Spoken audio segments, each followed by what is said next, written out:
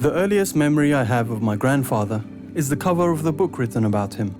There's a picture of a man falling down a flight of stairs. The name of the book, The Killing of the Imam.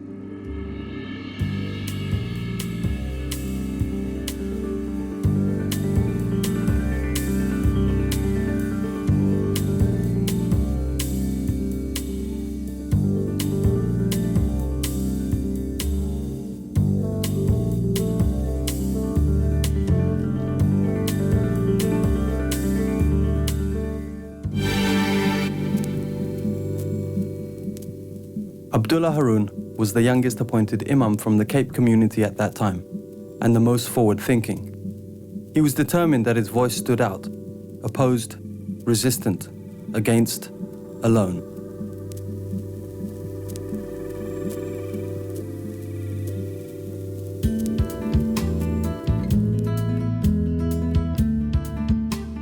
One evening, we came into the townships and the police was hunting us.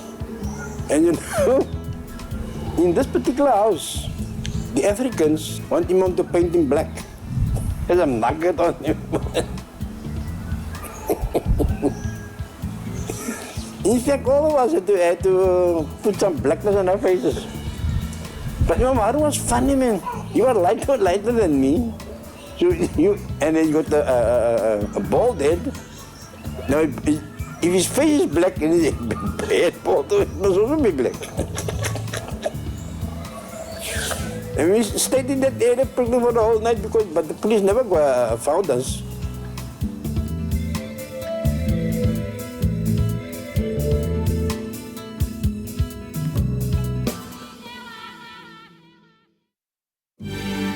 By the late 60s, the Imam's involvement in the struggle had gotten much deeper.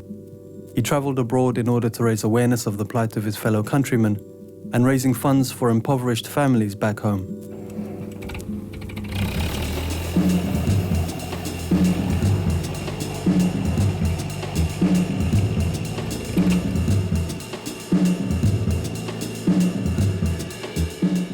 Under the shadow of the Holy Kaaba in Mecca, the Imam met with prominent Islamic leaders in an attempt to call out to the worldwide Islamic community.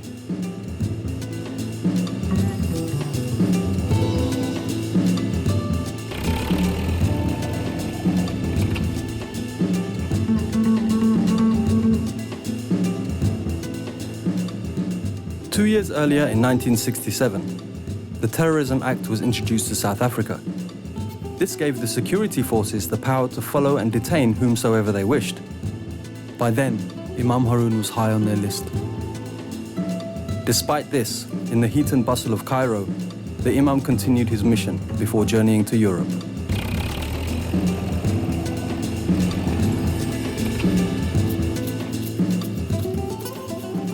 In London, the Imam met with Barney Desai, an exiled PAC frontman.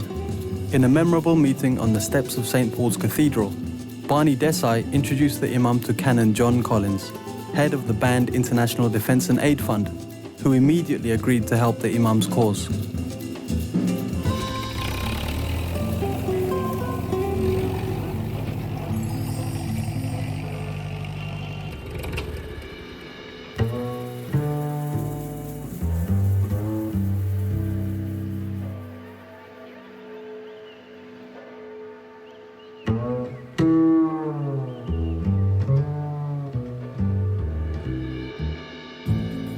In May of 1969, on the night of the celebration of the day that the Holy Prophet Muhammad was born, the Haroon family received an unexpected visit.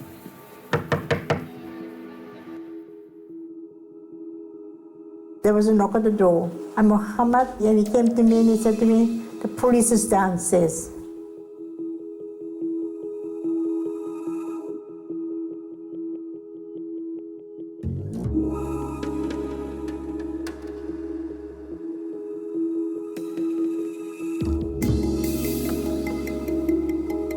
After telling his wife that he would be back that evening in time for the celebrations, the Haroon family watched him leave their home for the last time.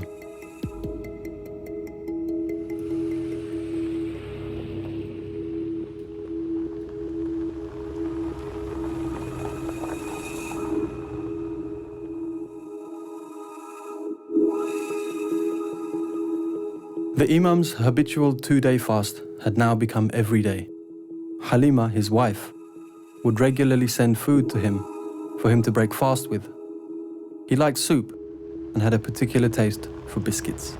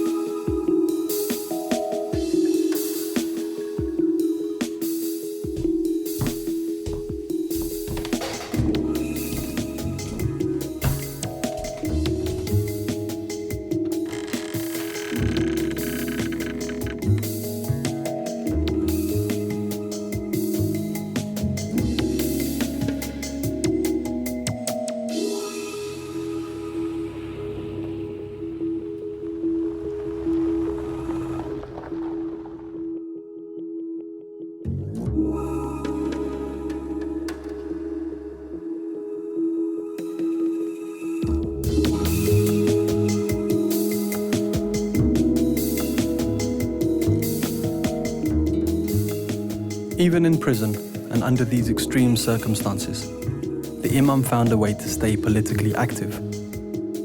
He used the old biscuit boxes to write notes and instructions to the outside. They were smuggled out in the soup flask that his wife had so lovingly sent him.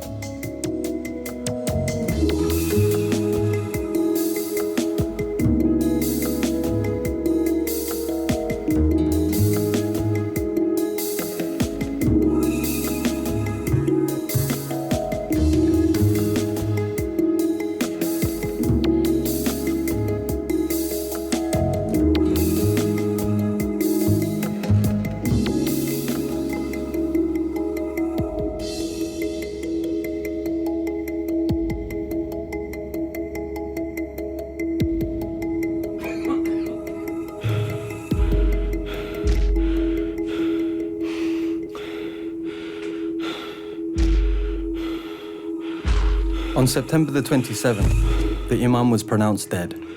It was claimed that he fell down a flight of stairs. The autopsy, however, revealed massive internal hemorrhaging, unlikely to have been caused by falling down 3 small steps.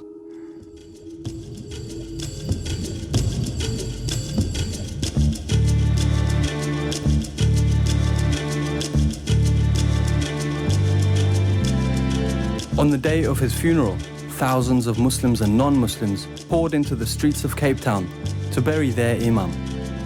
The day is also remembered for the earth tremors that shook the Cape.